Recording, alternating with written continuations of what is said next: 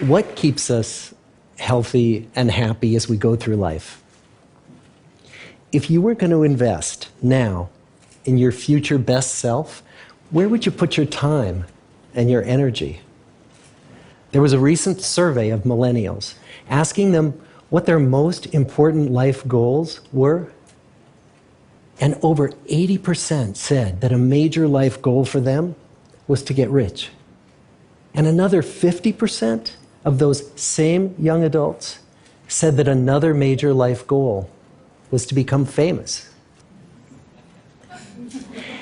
And we're constantly told to lean into work, to push harder and achieve more. We're given the impression that these are the things that we need to go after in order to have a good life. Pictures of entire lives, of the choices that people make and how those choices work out for them, those pictures are almost impossible to get.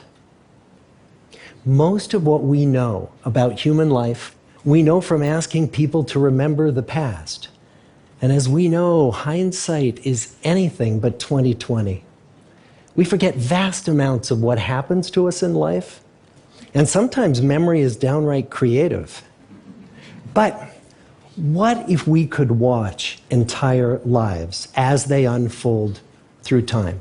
What if we could study people from the time that they were teenagers all the way into old age to see what really keeps people happy and healthy? We did that. The Harvard study of adult development may be the longest study of adult life that's ever been done. For 75 years, we've tracked the lives of 724 men. Year after year, asking about their work, their home lives, their health, and of course, asking all along the way without knowing how their life stories were going to turn out. Studies like this are exceedingly rare. Almost all projects of this kind fall apart within a decade because too many people drop out of the study, or funding for the research dries up, or the researchers get distracted, or they die, and nobody moves the ball further down the field. But through a combination of luck and the persistence of several generations of researchers, this study has survived. About 60 of our original 724 men are still alive, still participating in the study, most of them in their 90s.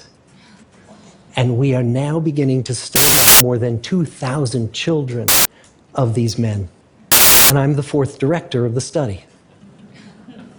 Since 1938, we've tracked the lives of two groups of men. The first group started in the study when they were sophomores at Harvard College.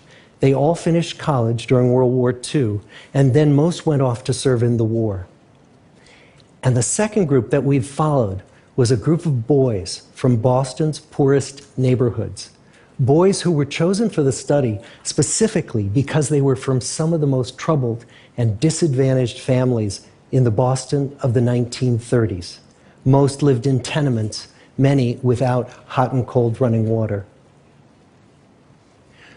When they entered the study, all of these teenagers were interviewed, they were given medical exams. We went to their homes and we interviewed their parents. And then these teenagers grew up into adults who entered all walks of life. They became factory workers and lawyers and bricklayers and doctors, one president of the United States. Some developed alcoholism, a few developed schizophrenia. Some climbed the social ladder from the bottom all the way to the very top, and some made that journey in the opposite direction.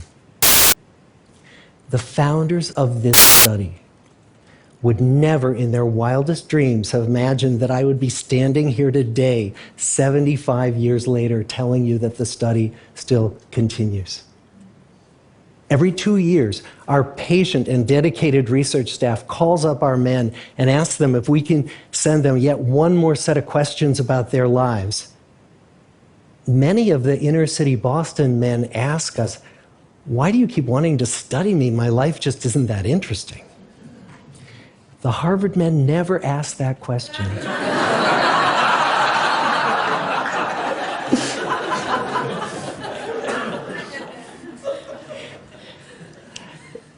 get the clearest picture of these lives, we don't just send them questionnaires.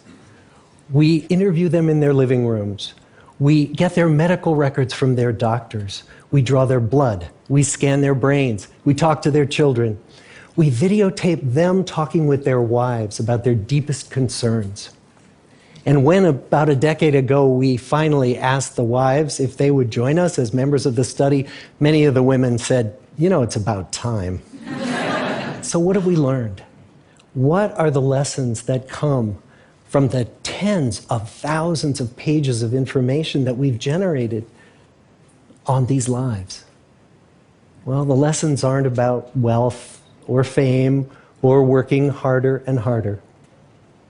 The clearest message that we get from this 75-year study is this: good relationships keep us happier and healthier, period. We've learned 3 big lessons about relationships. The first is that social connections are really good for us and that loneliness kills. It turns out that people who are more socially connected to family, to friends, to community, are happier, they're physically healthier, and they live longer than people who are less well connected. And the experience of loneliness turns out to be toxic. People who are more isolated than they want to be from others find that they are less happy, their health declines earlier in midlife, their brain functioning declines sooner, and they live shorter lives than people who are not lonely. And the sad fact is that at any given time, more than 1 in 5 Americans will report that they're lonely. And we know that you can be lonely in a crowd and you can be lonely in a marriage.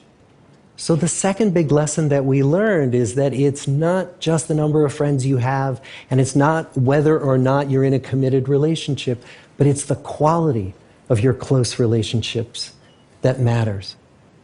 It turns out that living in the midst of conflict is really bad for our health. High conflict marriages, for example, without much affection, turn out to be very bad for our health, perhaps worse than getting divorced. And living in the midst of good, warm relationships is protective. Once we had followed our men all the way into their 80s, we wanted to look back at them at midlife and to see if we could predict who was going to grow into a happy, healthy octogenarian and who wasn't. And when we gathered together everything we knew about them at age 50, it wasn't their middle-aged cholesterol levels that predicted how they were going to grow old.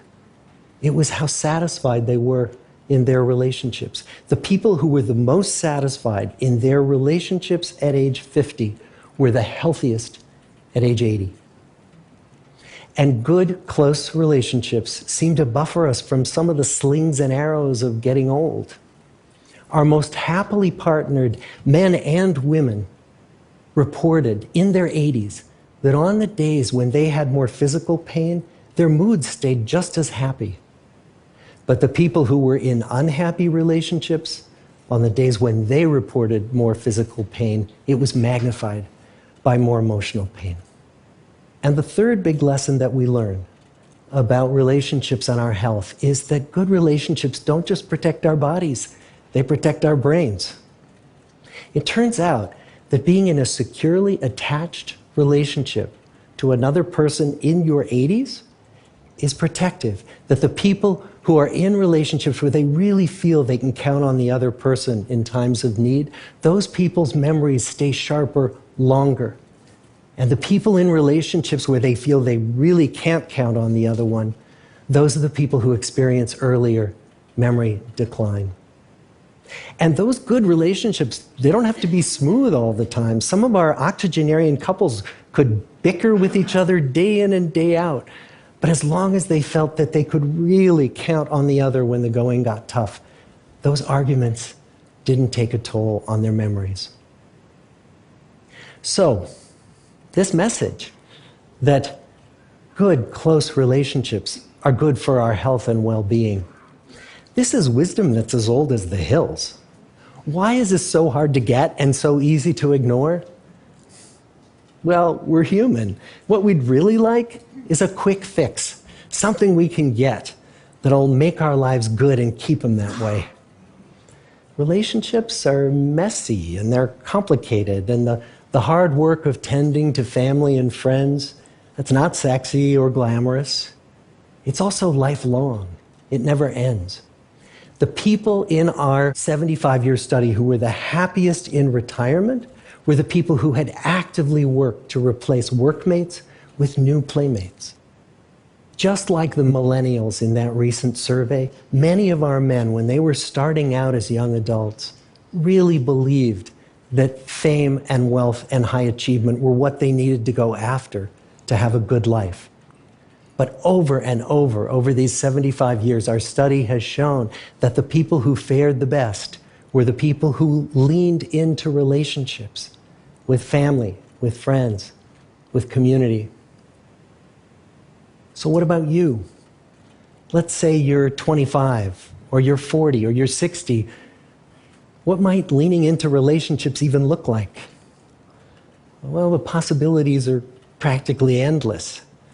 It might be something as simple as replacing screen time with people time, or livening up a stale relationship by doing something new together, long walks or date nights, or reaching out to that family member who you haven't spoken to in years, because those all too common family feuds take a terrible toll on the people who hold the grudges. I'd like to close with a quote from Mark Twain.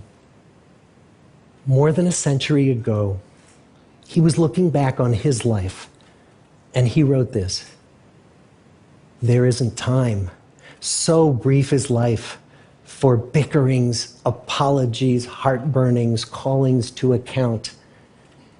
There is only time for loving, and but an instant, so to speak, for that. The good life is built with good relationships." Thank you.